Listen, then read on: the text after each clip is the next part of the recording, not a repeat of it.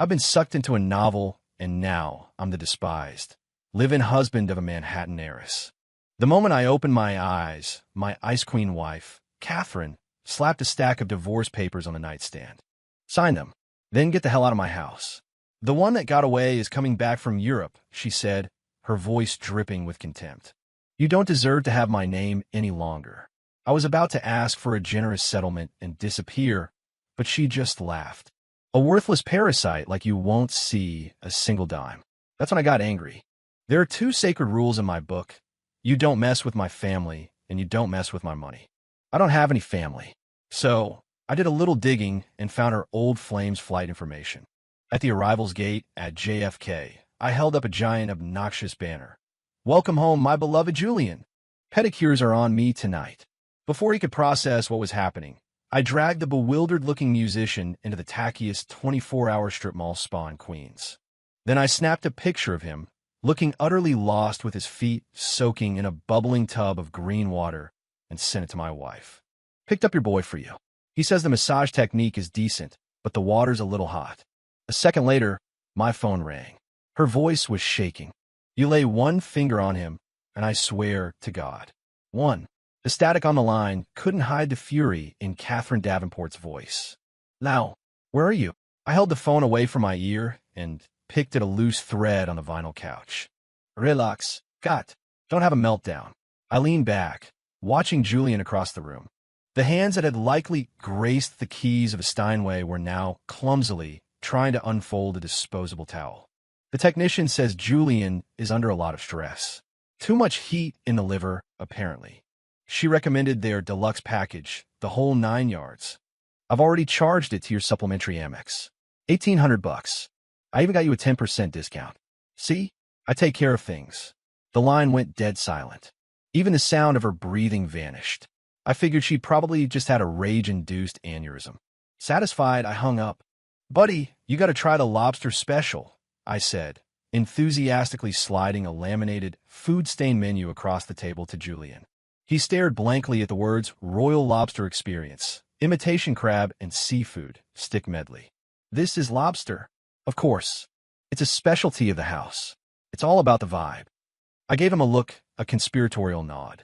He seemed to actually get it, a flicker of genuine curiosity in his eyes. I've never experienced anything like this in Europe. Damn right you haven't. This is what you call living. I poured him a cup of the house's complimentary and suspiciously murky herbal wellness tea. Just as we were about to dive deep into the cultural significance of strip mall spa treatments, the door to our private room was kicked open. Bam! Catherine stood there, dressed in a designer power suit and 4-inch stilettos, looking like she was ready to commit murder. Her perpetually frozen face was a thundercloud of pure rage. Leo Hayes. She spat my name out like it was poison. I immediately held a finger to my lips. Sure, quiet down. You're going to scare my friend. I pointed to the flat-screen TV bolted to the wall. Reruns of Duck Dynasty were playing. It's getting to the good part. Julian and I were both clutching bowls of stale complimentary pretzels, completely engrossed. Catherine's gaze fell on me, and if looks could kill, I'd have been dismembered. Then, she turned to Julian, her expression instantly melting into urgent concern. Julian, are you okay? Did he do anything to you? She reached out to pull him away. But Julian actually flinched back, pulling his feet out of the water and looking at her with wide, innocent eyes. Catherine, you're here. This is actually pretty nice. Catherine's outstretched hand froze midair. She stared at Julian in disbelief. She looked at his feet, soaking in a bright red plastic tub filled with what looked like potpourri. She looked at the bowl of pretzels in his hand. Finally, her gaze landed on the TV, where a man in head-to-toe camouflage was arguing with his brother about squirrel hunting.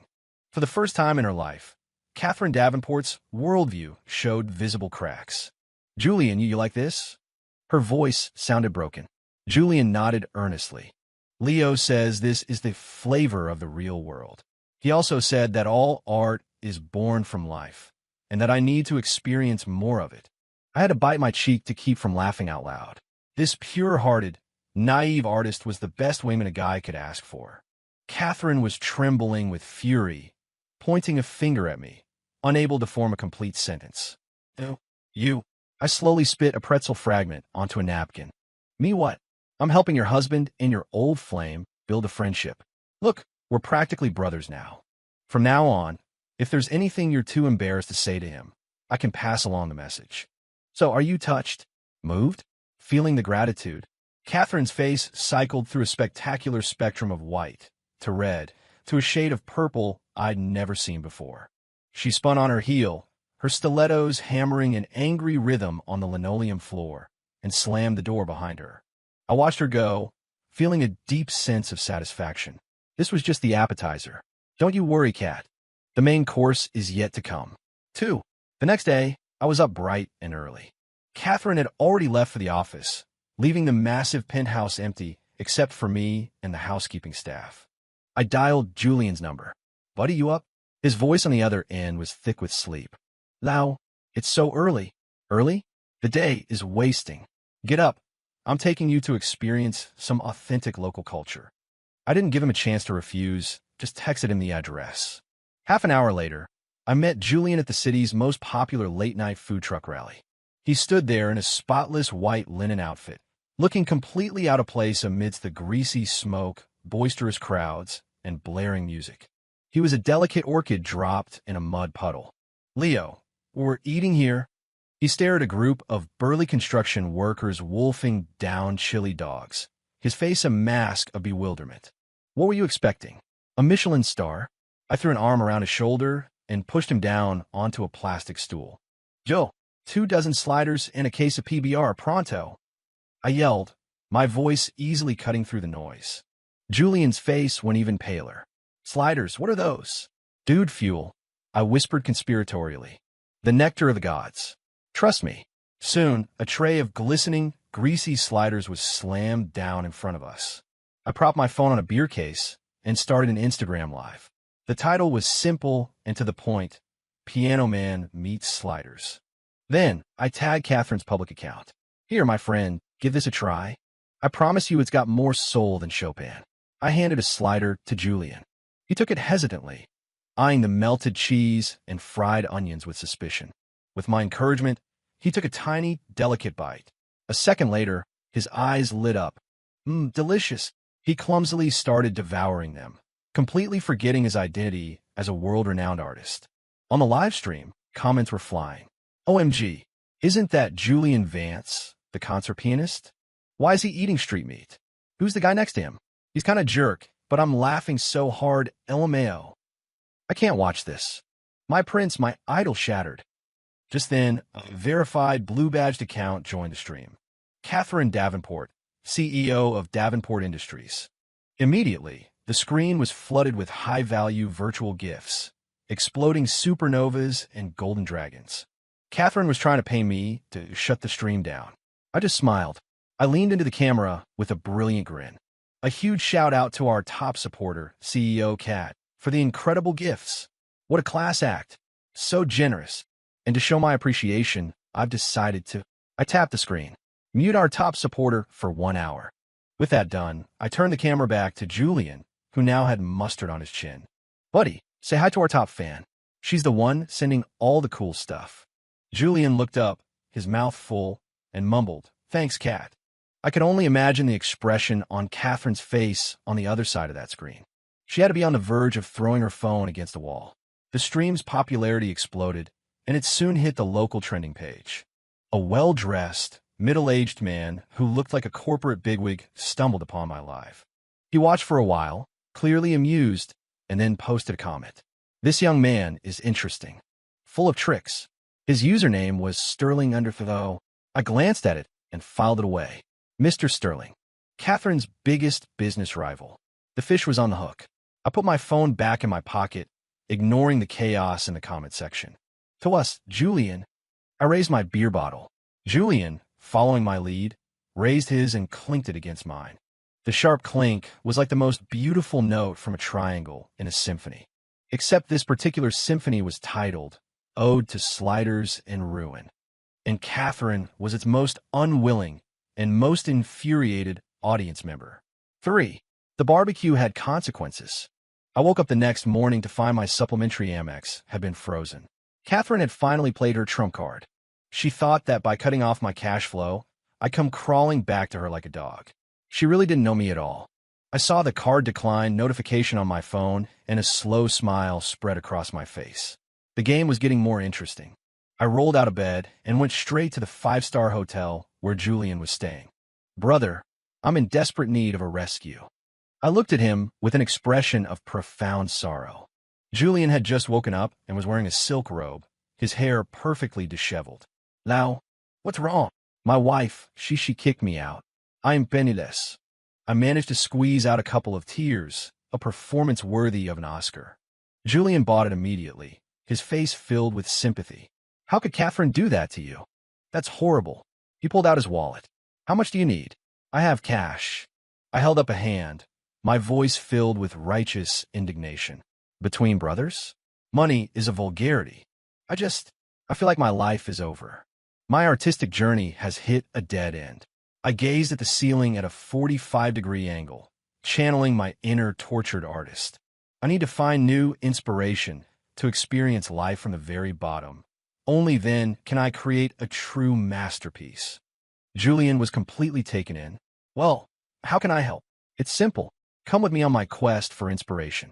I grabbed him and headed straight for the Rage Quit gaming lounge down the street from our penthouse.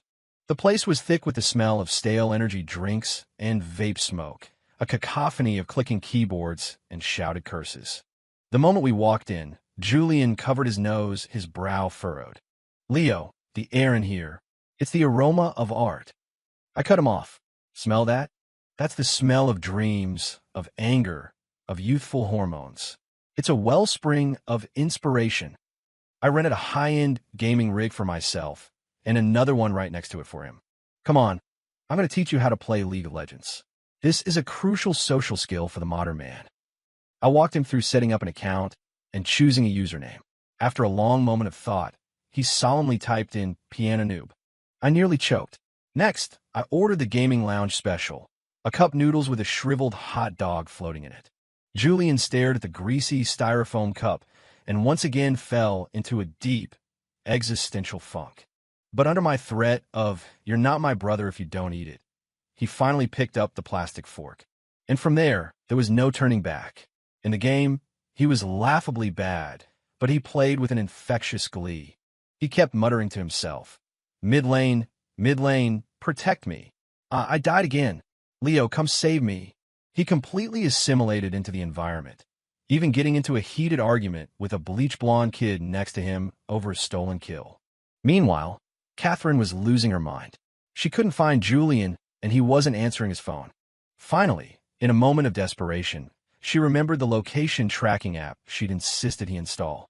When she saw the blinking red dot on the map, pinpointing his location at the Rage Quit gaming lounge, she was utterly baffled. It took her a full 30 minutes to accept this reality, after which she got in her car and drove over, consumed by rage. The scene that greeted her when she shoved open the door was this. Through a haze of vape smoke, her white moonlight, the ethereal prince of the piano, was red-faced and screaming along with a group of teenagers, push MID, in the game. And I was sitting right next to him, an unlit cigarette dangling from my lips, calmly directing the entire operation. "Julian, don't get baited. Go for the Baron first." Catherine felt the heels of her stilettos dig into the sticky floor. Her sanity was unraveling. She stormed over to our stations and reached for the power cord. "Hey!" A booming voice echoed through the lounge. The lounge manager, a large man holding a feather duster, glared at her. "Lady, what do you think you're doing? Looking for trouble? Unplugging someone's rig in my lounge is a bannable offense." Catherine's status as a CEO meant absolutely nothing here. She looked at the manager, then at the crowd of gamers who had turned to watch the show, and her face turned a deep shade of crimson. I'm looking for someone. I don't care who you're looking for. You unplug that cord, and I'm calling the cops." The manager shot back. Catherine was completely cornered. She could only stand there, watching helplessly as Julian journeyed further and further away from her world and deeper into the Summoner's Rift. And I was the one who had gleefully pushed him in. I turned my head and gave her a triumphant, challenging smirk. "Care for a match, Ms. Davenport?" 4. The gaming lounge incident was the final straw. Catherine was thoroughly enraged, but she had also learned her lesson. She wasn't going to confront me head-on anymore. The annual Davenport Industries Charity Gala was approaching. It was the premier event of the New York social season, and it was Catherine's home turf. Her plan was to have Julian perform, using the opportunity to restore his image as a high-art virtuoso and pull him away from my corrupting, lowbrow influence. Naturally, I did not receive an invitation. In Catherine's eyes, someone like me wasn't even qualified to breathe the same air as her guests. Unfortunately for her, she made one critical miscalculation. On the night of the gala, I showed up at the entrance of the Grand Hotel ballroom, dressed in a slightly too small, rented tuxedo that was shedding a bit. The security guard stopped me. "Sir, your invitation?" I adjusted my bow tie and pulled a business card from my pocket. "Leo Hayes. I'm Mr. Vance's artistic consultant." The card was from a 24-hour printing service. The title was self-appointed. The guard was skeptical. Just then, Julian's town car pulled up. He spotted me the moment he stepped out. "Lau, you're here." He ran towards me like I was a lifeline. He'd clearly been bored out of his mind the past few days without me. Seeing this, the guard immediately straightened up and waved me through. I gave him a self-satisfied nod and followed Julian into the dazzling ballroom. Catherine was mingling with a few titans of industry. When she saw me trailing behind Julian, her practiced smile froze on her face. She strode over, her voice a harsh whisper. "What are you doing here?" "Appreciating the arts, of course." I gazed around the room in mock wonder. "You really pulled out all the stops, Cat. This chandelier must have cost a fortune, right?" "Leo, I'm warning you. Do not cause a scene. Relax. I'm a man of culture." I gave her a little smile and made a beeline for Mr. Sterling. The CEO of Sterling Corp was holding a glass of champagne, looking thoroughly bored. I walked up and extended my hand. "Mr. Sterling, a pleasure. I'm Leo Hayes." Sterling raised an eyebrow, clearly surprised by my sudden appearance. But he shook my hand nonetheless. "Leo Hayes? The name sounds familiar. You might have seen it on my wife's divorce papers," I said with a self-deprecating shrug. Sterling blinked, then let out a booming laugh. "So you're the infamous Mr. Davenport. Much more interesting than the rumors." He was intrigued. The highlight of the evening was Julian's solo piano performance. He sat at a magnificent Steinway in the center of the stage, bathed in a single spotlight, looking every bit the musical deity. Catherine stood in the wings, a triumphant smile playing on her lips. She thought that as soon as the music began, Julian would transform back into the ethereal prince that belonged to her. The opening notes of Debussy's Clair de Lune filled the hall, enchanting and serene. The entire audience was captivated, and that's when I made my move, leaping onto the stage. "Wait!" Every head in the room snapped in my direction. The color drained from Catherine's face. I snatched the microphone from the MC's hand and cleared my throat. "Ladies and gentlemen, esteemed guests, Mr. Vance's performance is a masterpiece of high culture, elegant and moving. But art should never be lonely. To make this performance truly unforgettable, I have decided to provide my own interpretive dance. And now, please enjoy a passionate collision of the highbrow and the lowbrow." With that, I pulled out my phone and plugged it into the sound system. A moment later, a ridiculously loud, bass-heavy beat blasted through the speakers. My money don't jiggle jiggle, it folds. To the utter shock of everyone present, I began to perform the most obnoxiously popular TikTok dance of the moment. Julian's piano playing came to a screeching halt. He stared at me, his fingers frozen on the keys, his beautiful melody completely derailed. The jaws of New York's high society collectively hit the floor. Catherine stood frozen by the stage, her face ashen, looking as if she might faint from sheer social mortification. In the midst of the chaos, while gyrating wildly, I shimmied my way to the edge of the stage and leaned down toward the equally stunned Mr. Sterling. "Mr. Sterling," I said, not missing a beat, "Davenport's latest venture capital project in Southeast Asia. It reminds me of a tango. 3 steps forward, 2 steps back.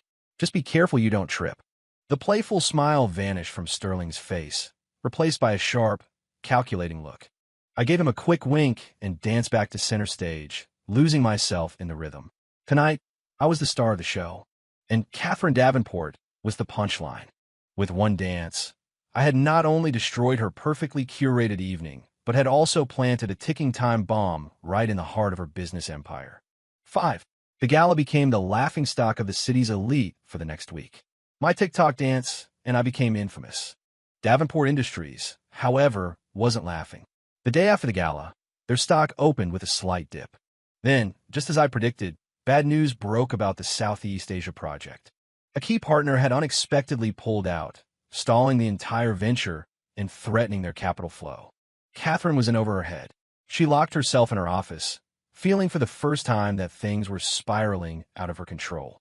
She finally realized I wasn't just acting crazy. Every one of my stunts was a precision strike, aimed directly at the thing she valued most. From her idealized old flame to her precious career, the man she had written off as a worthless parasite was systematically dismantling her world in a way she couldn't possibly comprehend. For the first time, she started to see me as a threat. She pulled some strings, hired a private investigator to dig into my past.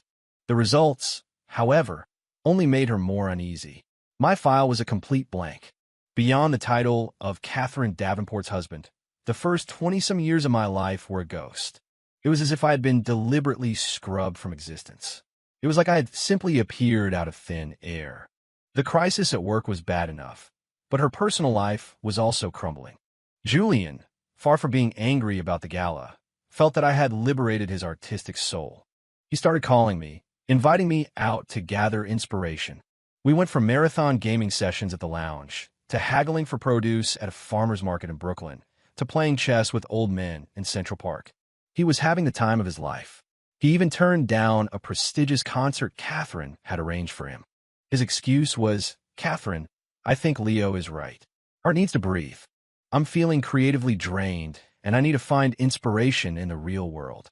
Catherine listened on the phone as Julian excitedly recounted how he had successfully haggled a bunch of scallions down from $2 to $150. For the first time, she knew what it felt like to be ignored. After hanging up, she stared out at the empty, silent penthouse and felt a strange new mix of emotions. Confusion, frustration, and a sliver of jealousy she refused to acknowledge. She was jealous of me. Jealous that I could so easily break through Julian's polite reserve. Jealous that I could make the always calm and distant Julian so animated and alive. That evening, I returned to the penthouse, humming a cheerful tune. Catherine was waiting for me on the living room couch. The ashtray on the coffee table in front of her was filled with cigarette butts. She never smoked.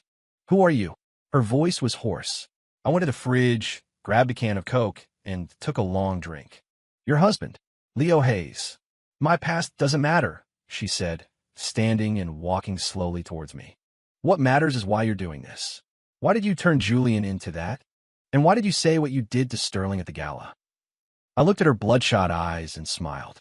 "I told you. I'm helping you. Helping your husband and your old flame build a friendship.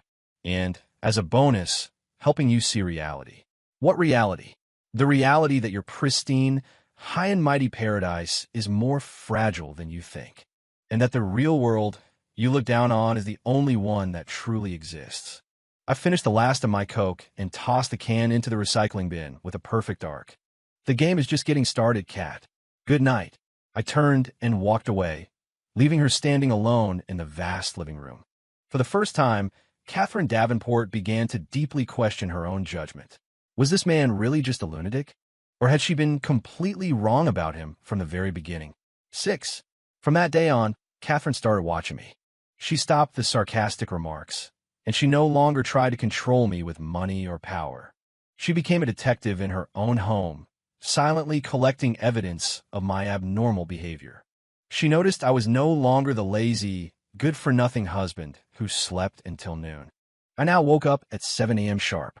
I would sit on the balcony, drinking coffee and reading the digital edition of the Wall Street Journal.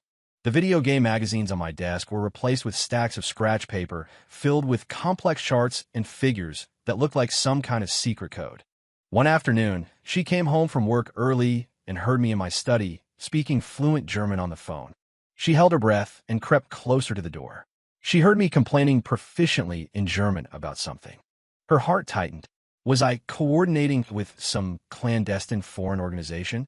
Then my next sentence gave me away. Yes, extra spicy and no cilantro.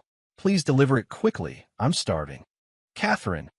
I was ordering a German pork knuckle from a delivery service. Despite the anticlimax, the cloud of suspicion in her mind only grew thicker. This man was a walking contradiction. He could lounge around in board shorts and flip-flops, debating the finer points of a viral TikTok dance with me. And in the next moment, he could pick up a newspaper and dissect global macroeconomic trends. He was full of paradoxes, and it was dangerously compelling. A huge opportunity, or rather, a crisis, soon landed on Catherine's desk. A multi-billion-dollar overseas acquisition her company had been planning for months had stalled at the final stage.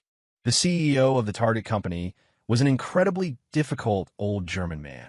He was immune to their charms, and 3 different negotiation teams from Davenport Industries had been sent packing. Catherine had been pulling all-nighters for a week, and she was starting to look haggard. One night, she came home, exhausted, and threw a thick binder of documents, all in German, onto the coffee table. I was on the balcony with Julian, enjoying the evening breeze. Julian was playing me a new melody. He'd composed on his phone, inspired by his trip to the farmer's market. Listening to the chaotic yet vibrant tune, I glanced at the binder and commented casually. This acquisition proposal looks like a high school business project. If it were me, I'd have it closed in 3 days. My voice wasn't loud, but it hit Catherine's ears like a thunderclap. She snapped her head up and stared at me. Under the balcony lights, my profile looked nonchalant, but the confidence in my words was undeniable. Julian stopped playing, his curiosity piqued. Leo, you know about mergers and acquisitions?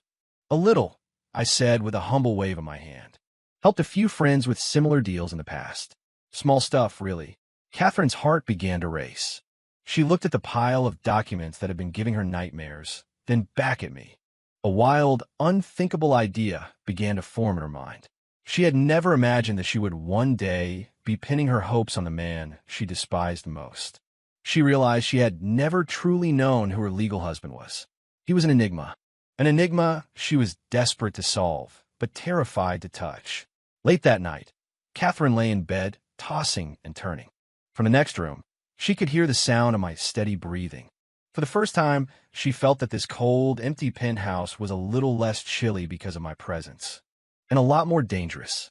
7. The next morning, for the first time in years, Catherine didn't go to the office. She was dressed in casual loungewear, holding a cup of coffee, and sat down on the couch opposite me. I had my feet kicked up, watching the morning news. Lao. She spoke, her voice laced with a tension she couldn't quite hide. I didn't even bother to look up. What's up? She took a deep breath, as if she had made a monumental decision, and pushed the German acquisition file towards me. You said yesterday that you could handle this deal. I'd like to hear your thoughts. It was the first time she had ever spoken to me with a tone of inquiry. I glanced at the file, then back at her. You want my consultation? All right. I put my feet down and stretched languidly. First, peel me an apple. And the peel can't break. Catherine's expression immediately darkened. Her, the billionaire CEO, peeling an apple for the man she considered human garbage? It was the ultimate humiliation. Her chest rose and fell rapidly as she fought to control her anger. I didn't rush her, just watched with an amused expression. After a full minute, she bit her lip and forced out a single word through gritted teeth. Fine. She got up, took an apple from the fridge, and found a paring knife. She had probably never done this in her life. Her movements were clumsy and awkward. Several times, the peel was about to snap, but she managed to save it at the last second. 5 minutes later, a mangled, lumpy, but technically unbroken peeled apple was presented to me. I took it, didn't even look at it, and bit off a huge chunk. The crunch was loud and clear. Then, I casually tossed the apple to Julian, who had been watching the whole spectacle with great interest. Here, you can have it. Julian caught it out of reflex, a look of complete confusion on his face. Catherine's face went completely black. Leo, are you messing with me? Nope. I wiped my hands and picked up the file, flipping through a couple of pages. Consider it an appetizer. I pointed to a specific page, my tone casual. First, your offer is insulting. It's like you're trying to get rid of a beggar. Second, your partnership proposal is all about profit with no personal touch. That old German runs a family business. He cares about legacy. You're talking numbers. He's thinking about his grandchildren. Third, and this is the fatal flaw, your lead negotiator can barely speak German, and the translator you hired is a nervous wreck. The communication is inefficient, and it shows a complete lack of respect. With every point I made, Catherine's eyes grew wider. Her team had spent days in meetings and hadn't been able to diagnose the problem so accurately. It had taken me less than 30 seconds. I finished and tossed the file back on the table. That's it. Figure it out yourself. Catherine stared at me, dumbfounded, as if seeing me for the first time. How did you know all of that? How I know isn't important, I said, getting up to find some breakfast. What's important is that my consultation is over. Catherine snapped out of her stupor and quickly called after me. Wait. She pulled a black credit card from her purse and held it out to me. There's $10 million on this. Consider it your consulting fee. As long as you can help me close this deal, you can name your price. She was trying to solve the problem with money again. She thought that with enough cash, I would go back to being the compliant husband she could control. I looked at the black card and laughed. It was a scornful, mocking laugh. I didn't take it. Ms. Davenport, have you forgotten something? You were the one who said a worthless parasite like me wouldn't see a single dime. And now you want to buy me? Too late. I leaned in close, my voice a low whisper only she could hear. This is a knowledge-based economy now. And my consulting fee, you can't afford it. With that, I walked away, leaving her standing there, clutching that cold, useless piece of plastic, completely stunned. She discovered for the first time that money, her most powerful weapon, was utterly useless against me. From that moment on, the balance of power had shifted completely. 8. Ultimately, Catherine followed my advice and restructured the entire acquisition proposal. She personally led a new team to Germany. 3 days later, the news broke. The deal, miraculously, was done. The announcement sent shockwaves through Davenport Industries. Everyone was in awe of their CEO's incredible last-minute turnaround. Only Catherine knew that the real architect of the victory was at that very moment in her penthouse, teaching her old flame how to play poker. I picked her up from the airport when she returned. I didn't bring a banner this time, just leaned against the car, waiting. She had lost some weight, but her eyes were brighter, sharper. Her expression when she saw me was complicated. There was gratitude, curiosity, and a strange hint of dependence. Thank you. It was the first time she had ever said those words to me with genuine sincerity. Don't mention it. I opened the car door for her. Just remember to pay my consulting fee. Since we're married, I'll give you a 20% discount. She froze for a second, then gave a weary smile. This man, he always knew how to shatter a moment of warmth with a single sentence. The peace didn't last long.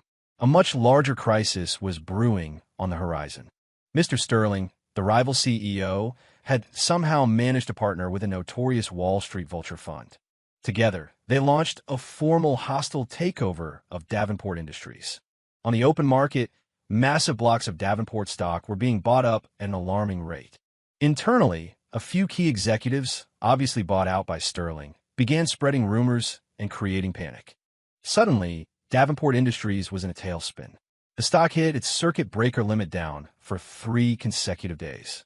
Catherine's father, the old patriarch who valued the company more than his own life, suffered a stress-induced heart attack and was now in the ICU.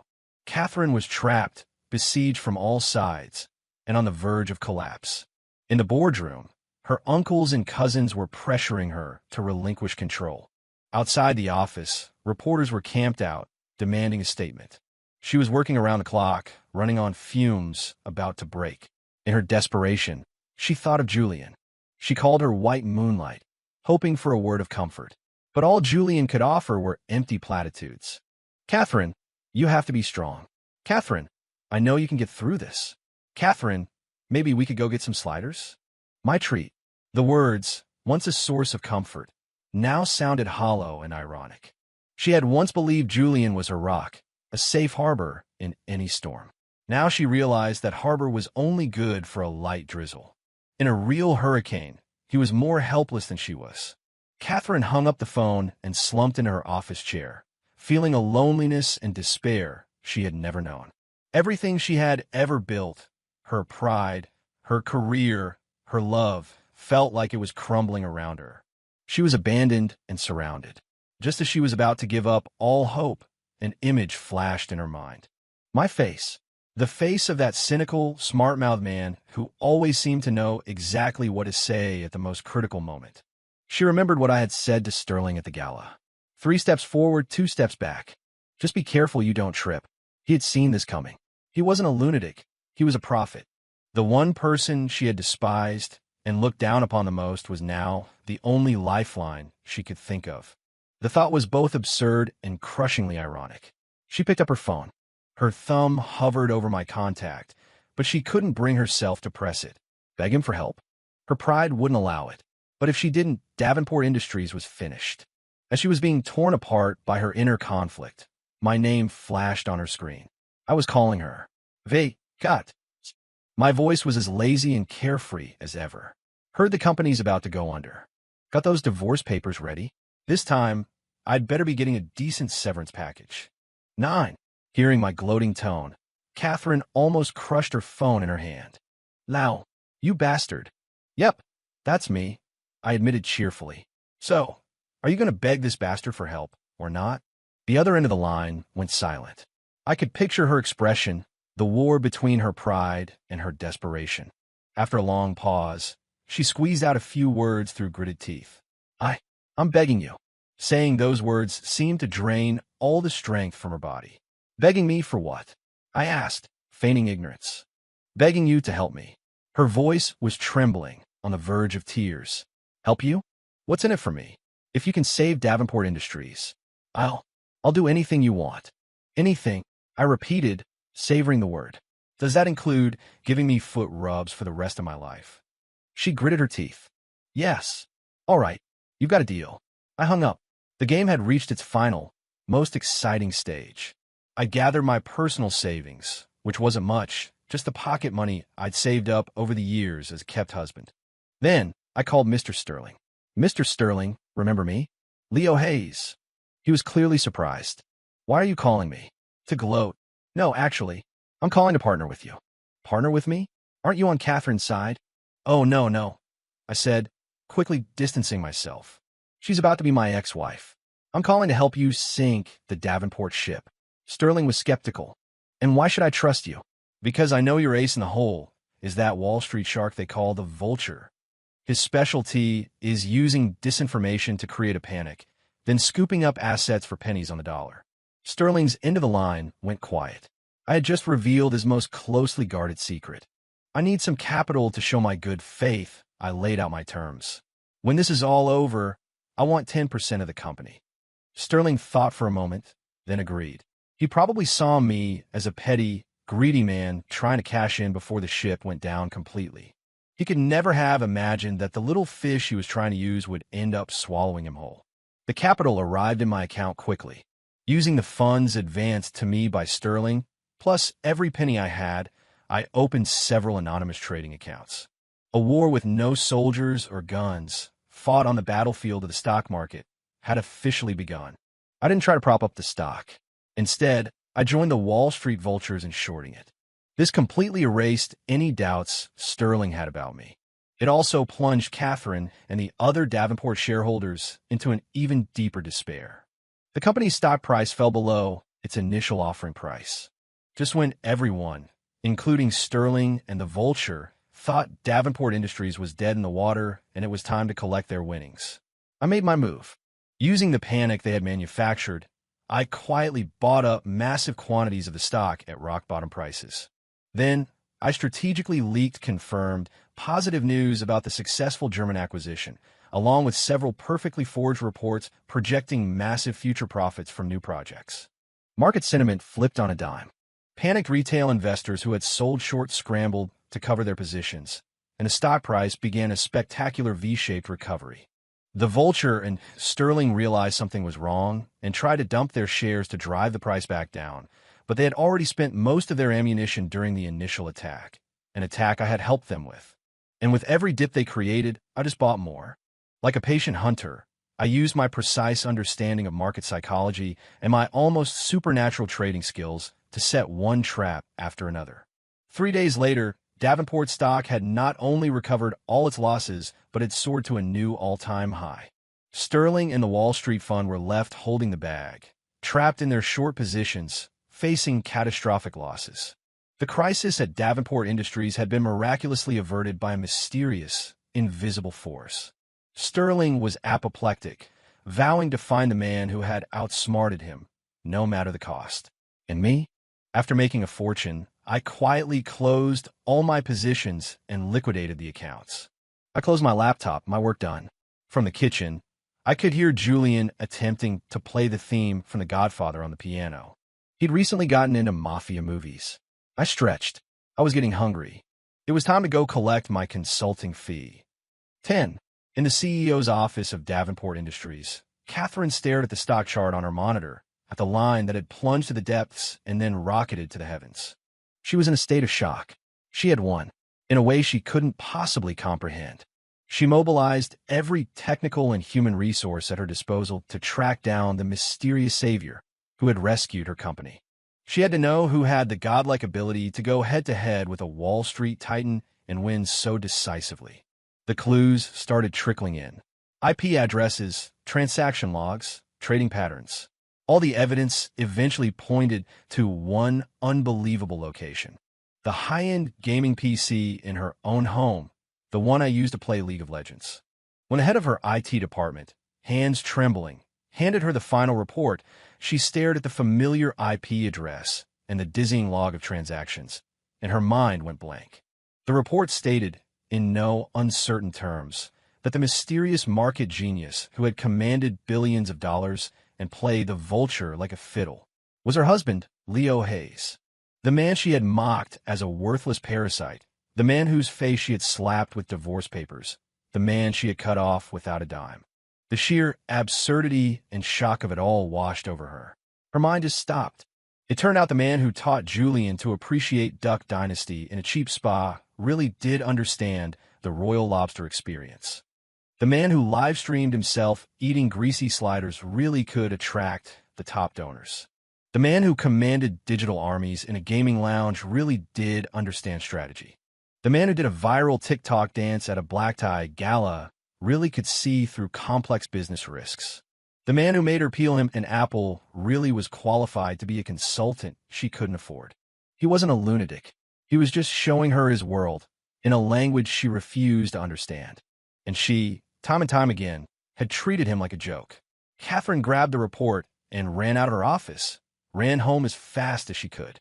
She burst through the door of the penthouse and stormed into the study.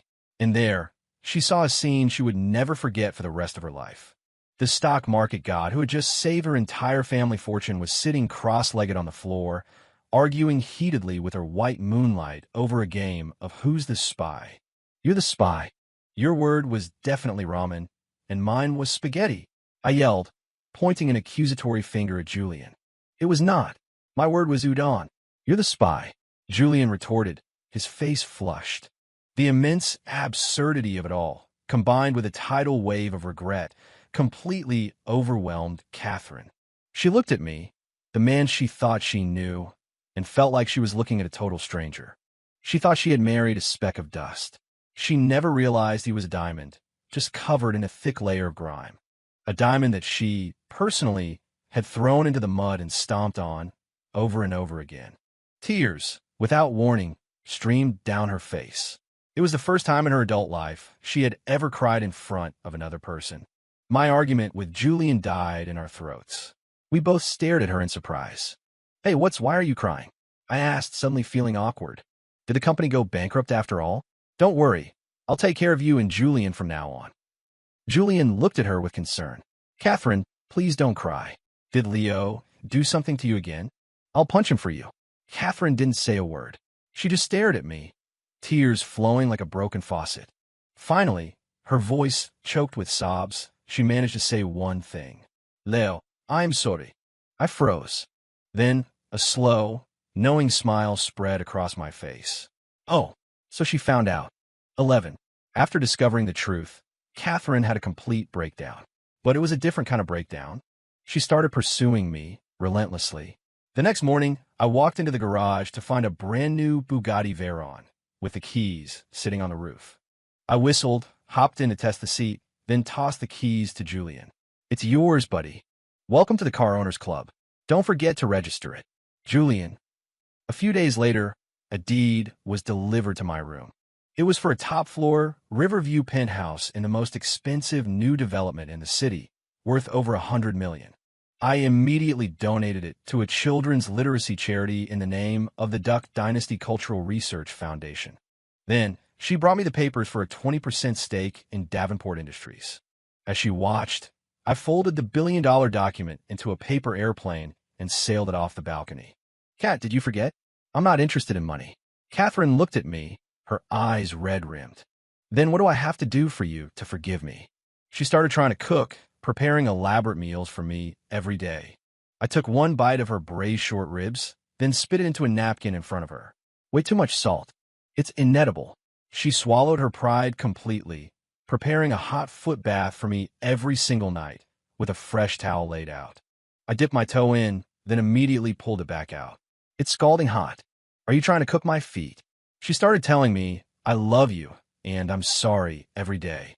I just cleaned my ear with my pinky and handed her a document. "Isn't this what you wanted me to sign before I got the hell out of your house?" It was the original divorce agreement she had thrown at me, which I had kept in perfect condition. "I'm pretty far gone now. You might have to run a little to catch up." She looked at the papers, and the tears started falling again. "Leo, please don't do this to me. Can we please start over?" I looked at this broken, begging woman, and felt nothing. "You reap what you sow. I'm no saint, and I'm definitely not a doormat. You tried to ruin my finances, so I shattered your perfect world. You wounded me with your arrogance, so I'll amuse myself with your humility. It's only fair. You want me to take you back?" I crossed my legs and looked at her. "All right, I suppose it's not impossible." Her eyes lit up instantly, like a drowning person spotting a raft. "You remember that plot of land you're so proud of? The one in the Hudson Yards redevelopment?" She nodded frantically. It was the first major project she had ever secured on her own. It meant the world to her. "I want you to build the country's biggest, most luxurious spa on that land. And you," I said, pointing at her, "will personally be my technician. You will do that until I'm satisfied." I watched the color drain from her face and smiled. "What, you can't do it?" "If you can't, then just take your divorce papers and go back to being the great CEO Catherine Davenport. A parasite like me won't hold you back from finding a new one that got away." I stood up, ready to leave. "I'll do it." Her voice, trembling but firm, came from behind me. I paused at the door but didn't turn back. "Catherine Davenport, I hope, for your sake, you don't disappoint me this time." 12. Catherine's efficiency was beyond my wildest imagination. 1 month later, on that priceless piece of real estate, a magnificent, opulent, and outrageously gaudy building rose into the sky. The sign in glittering gold leaf spelled out 3 words: Leo's Regency Spa. It was tacky, ostentatious, and utterly glorious. The grand opening was the talk of the town. Every media outlet and business mogul in the city was dying to know which mysterious billionaire had such deep pockets and such unique taste. When Catherine Davenport, CEO of Davenport Industries, personally cut the ribbon for the spa, the city collectively lost its mind. It was a story more unbelievable than her company's stock chart. As the silent owner, I was lounging in the most exclusive VIP suite, sipping tea. Julian sat at a grand piano in the corner, providing musical accompaniment. He was now the resident artist at Leo's Regency. Mr. Sterling was there too, proudly holding the very first membership card. He treated me like a long-lost father now, calling me Master Hayes and constantly scheming to poach me from Catherine. The door to the suite opened. Catherine walked in. She had traded her power suit for a custom-tailored, purple technician's uniform. The fabric was high quality, and the cut perfectly accentuated her figure. But the name tag, Technician Number 88, Catherine, was glaringly conspicuous.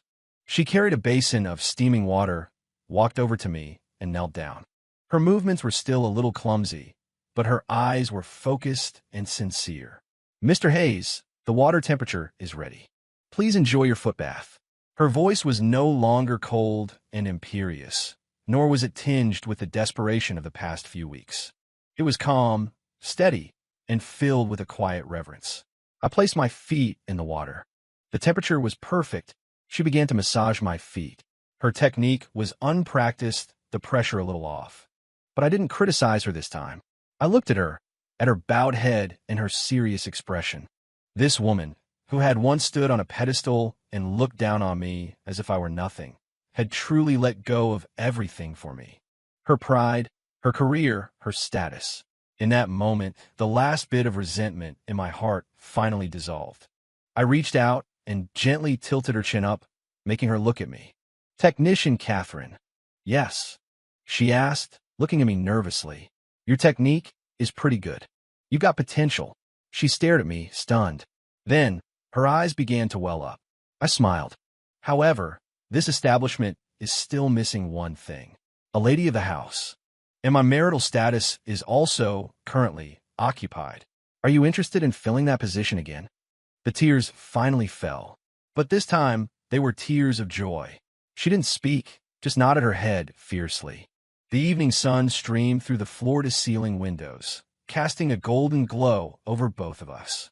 We had just entered into a new, and much more interesting, unequal treaty.